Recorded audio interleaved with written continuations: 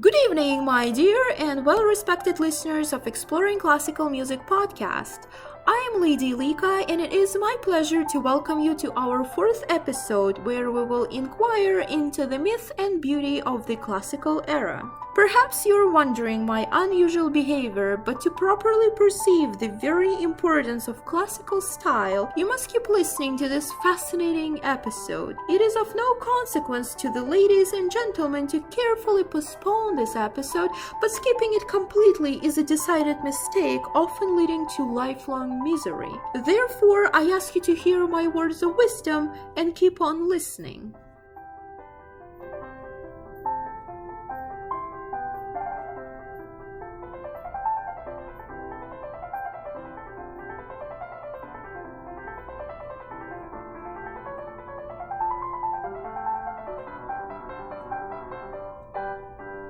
That was a piano sonata written in C major by Mozart, and also me just kidding around. Okay, this is a serious podcast, we're getting serious. First of all, as the name suggests, this period is probably one of the most important periods in music history. Classical music, classical era, lasted approximately from 1750 till 1820. The period is all about logic, rationality, clarity, elegance. Rational reasoning is above emotions. This period is not about emotions, it's about being rational, cool-headed, organized. The music was closely tied with folk songs and music, optimistic in nature with clear and well-defined harmonies. The main forms of this music are large forms such as sonatas, symphonies, concertos, as well as operas. Now, music is more societal in nature. It's no longer written purely for the church, but rather for entertainment purposes. Instrument-wise state of affairs during classical period, well, the best news is that piano overtakes the harpsichord.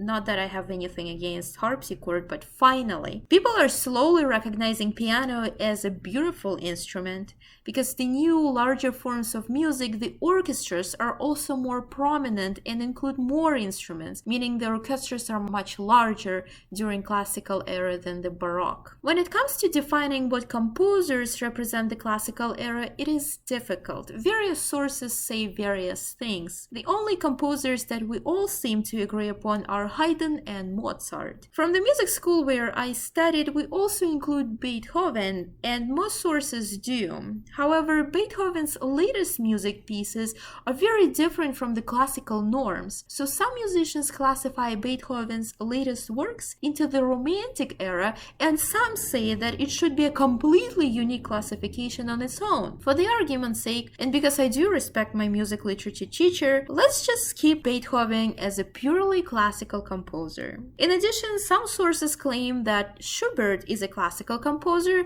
but a lot of sources contradict and classify him as a romantic composer. Again, with all due respect to musicians that provide their valuable input on the history of music, I'll go with what I studied at my school and keep Schubert in the romantic era. In fact, I think he is more a romantic composer anyway. Now that we figured the composers out, let's dive deep into the forms of music that were prevalent during the classical era. We're going to talk about the structure of a classical symphony and concerto and quickly look into a classical sonata. We can consider Haydn as the father of a classical symphony. He wrote 104 of them. I'm not sure if there is any other composer who wrote more than that. However, right now, to make things interesting, we'll be looking at Mozart's Symphony 25 in G minor, one of my favorite symphonies. Now, before we get to the nitty-gritty details, do you know why a symphony is different from a concerto? Do you know the answer to this? I do. Do you? I have created a YouTube channel for this podcast, so if you want nothing to happen, then just ignore it. But if you go to the Exploring Classical Music YouTube channel and comment your answers, which I believe you can find online, then absolutely nothing will happen.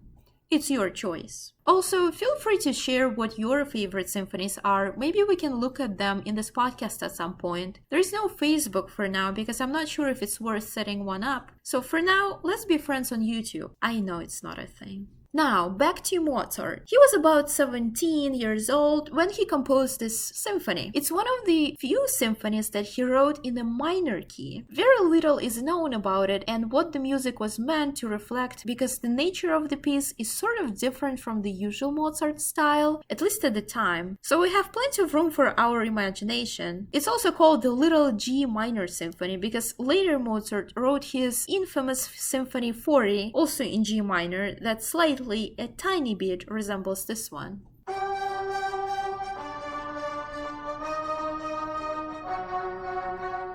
First of all, as a summary, a symphony is a large-scale orchestral work intended to be played in the concert hall. It usually consists of 4 movements. And the standard movements in classical symphony are the first movement, which is an Allegro, which means fast, in a sonata form. The second movement is slow. The third movement is a minuet. It's a dance with 3 beats in a bar. Remember, as I said once upon a time, that minuet is one of the few dances that survived a long time period starting from Renaissance all the way to Baroque, Classical, and Romantic eras. And then finally there is the fourth movement, the final movement, which is also written in Allegro, fast, and it usually resembles the first movement. The first movement is the most difficult one to analyze because it consists of 3 things. So the first thing is an exposition. That's where the main theme of the sonata is exposed,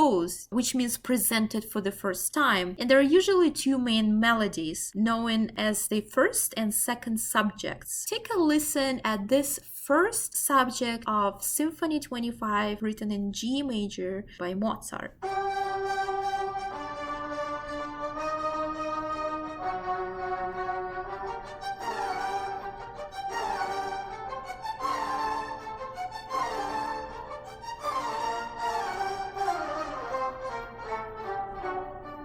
Even though it is very short, you can hear the first kind of mood of the entire sonata, or at least this first movement. So before the second subject, which is the second main melody, is introduced, there is a transition, which is also called a bridge passage, which kind of separates the 2 melodies apart, like this.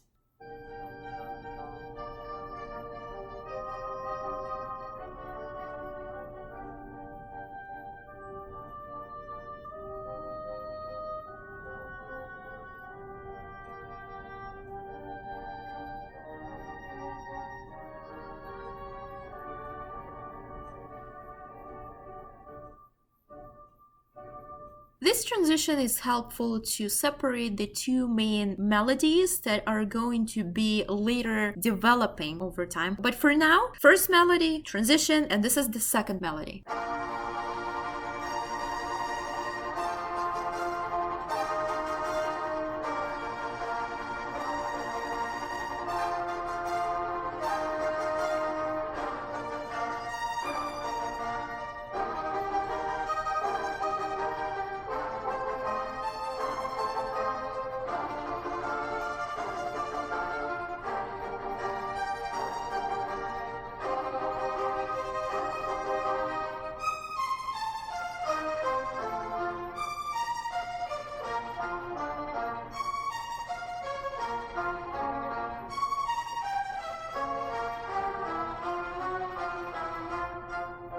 So the 3 main parts are there. They are almost always in place in the exposition part of the first movement. Sometimes there is also a cantata, which is like a little teeny tiny end to kind of finish the exposition off and move on to the second part of the first movement, which is development. In this case, we do have a cantata, and this is how it sounds like.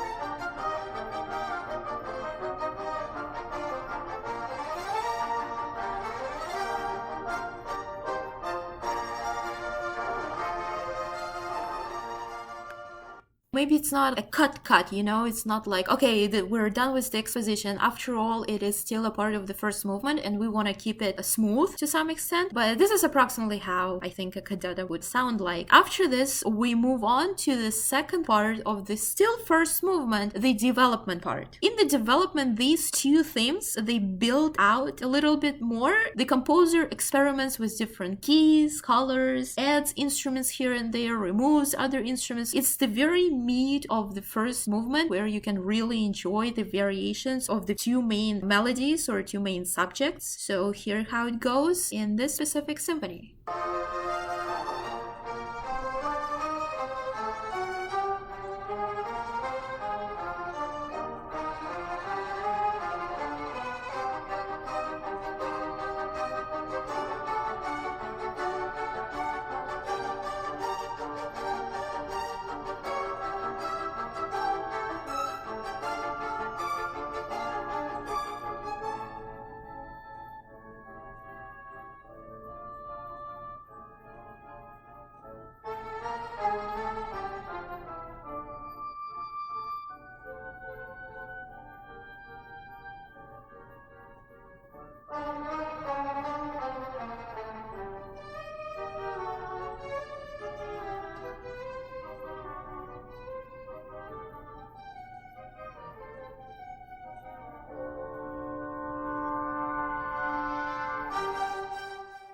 So we've gone through the exposition and this was the development, and the last third part of still the first movement is recapitulation, which brings everything home, literally. The first and the second theme or subjects are played again or kind of repeated again, maybe in a slightly different variation, but generally it's kind of a repetition of what was presented to you in the exposition. Recapitulation sometimes has a coda, which is like a tiny end to the grand finish of the first movement. It's like if you think of a cat and the cat's tail, the tail would be like recapitulation, but the cat has a bow at the end of its tail. That bow would represent the coda. It's like a nice addition to the finish. That's how recapitulation sounds like in this case.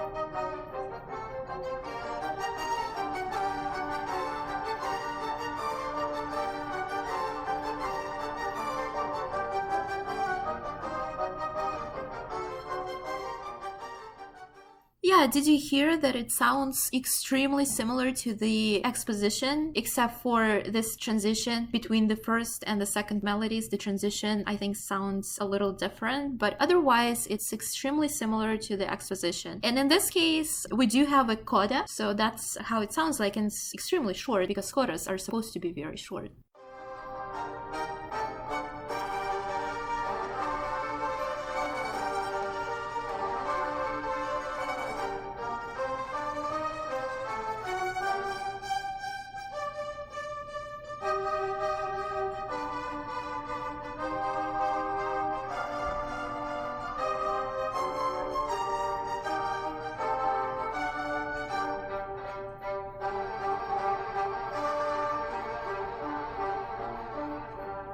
And that's the end of the first movement. Yay, we did it. What do you think it's about? There is little information on what Mozart wanted to reflect through this symphony, but for me, it reflects his maybe emotions when you feel like maybe angry and you wanna, maybe not so angry, but you feel determined and decisive that you're gonna do this. Like, that's it, I'm done. I'm gonna put myself into my own hands and I will start doing this podcast, or, do my own work, get this done super well and prove the entire world that I'm the best, or something like this. That's the message that I get from this music. If you go to YouTube and comment your feelings about that, that would be awesome. But for now, without losing much time, let's move on to the second movement, the slow movement. We call it andante or adagio. That's translated from Latin, I think, or Greek or some other language as slow. Usually the second movement is slow and very elegant and romantic.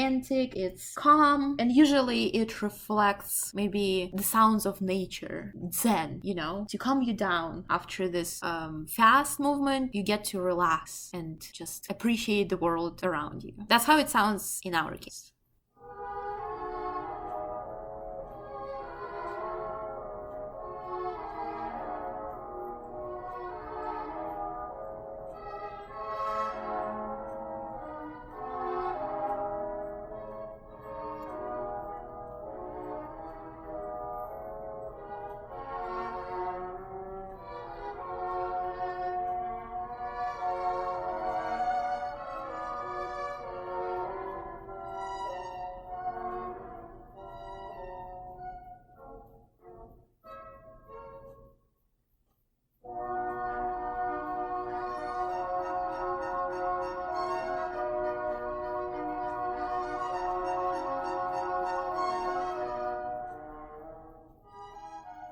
Apparently, after this teeny tiny piece, you probably don't have an idea on the feelings that you get from listening to the entire movement, so I do encourage you to listen to it and see what you feel. For me, it's like, after this determination to do something and prove the world that you can actually do this and you're going to do this, you actually start doing it. That's what the second movement tells me. Like, you start and then you kind of have doubts whether you can do this or not. There are two motives. One is similar to your doubts or your emotions, where you feel like maybe it's not for me, maybe I cannot do this, why did on earth I decide to do this? And then there is another motive that is very nice, right? Basically, for me, it's the logic that says, yes, I can do this, I promised myself. And then there is this cheerful motive that goes on that you just heard just now. That motive to me says, like, I actually enjoy doing this. Like, sometimes it is enjoyable, maybe not all the time, but sometimes it is, and I like that. So that's the feeling that I get. Share what you think. And by the way, it's written in E flat major because the movements don't have to be all in the same tonality. They can have different harmonies, which is almost always the case. The third movement is a minuet. Usually, if you recall from my previous episodes, a minuet is probably one of the most successful dances. It survived a very long time, starting from the Renaissance period all the way through the Baroque, classical, and romantic eras. In the classical era, minuet did exist as a separately independent standing piece, but it was also included in a symphony, like is the case here.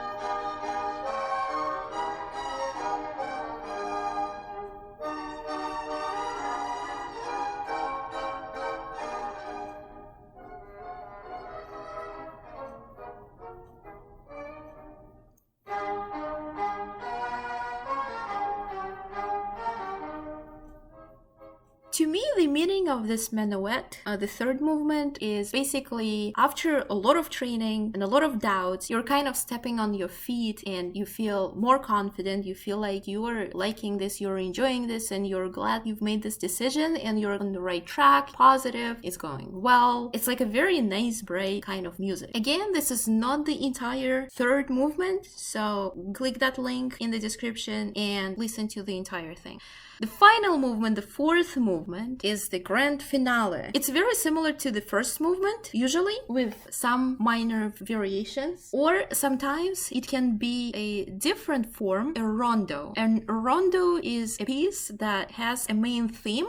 It kind of like circles back around and it just repeats and repeats. So for example, you have, a melody A, then you have a melody B, and then you have a melody A again, and then let's say I have a melody C, and then you go back to melody A or B, something like that. So that's called rondo. Guess what we have here?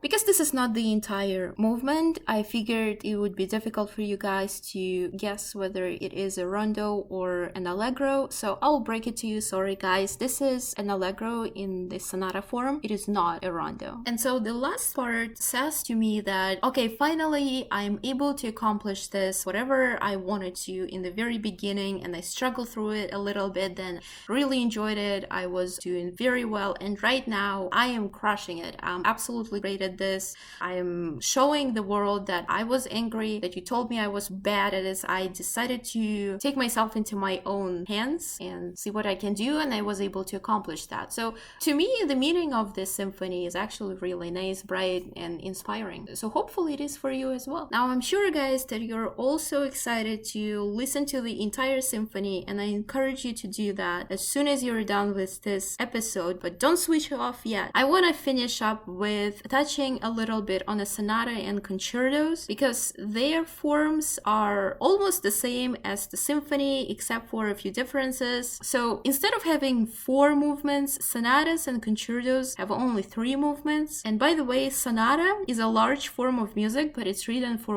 usually one instrument, sometimes 2, but that's about it. Sonatas are for later, and concertos you have to guess. I think I will break it to you in the next episode. But for both of them, you do have the first movement similar as the symphony. You have a fast allegro in a sonata form, and you also have the exposition, the development, recapitulation, and all that stuff. The second movement is also very slow, right, nice. And the third movement is the final movement. So there is no minuet, there is no dance. Final movement is also very similar to the first one. It's kind of fast, a variation of the first movement, or it may be a rondo, which is also fine. So there you have it, guys. If you haven't yet, please subscribe to this podcast if you like it. Enjoy, review, whatever you feel like doing. Everything helps. I love the feedback, even if it's constructive. So let me know what I'm doing right, what I'm doing wrong, or don't let me know. I'm fine with that as well. Thank you, my dear and well-respected listeners. By completing this episode, you've proven to be wise, ladies and gentlemen. Your strength cannot be questioned, your dedication shall be admired,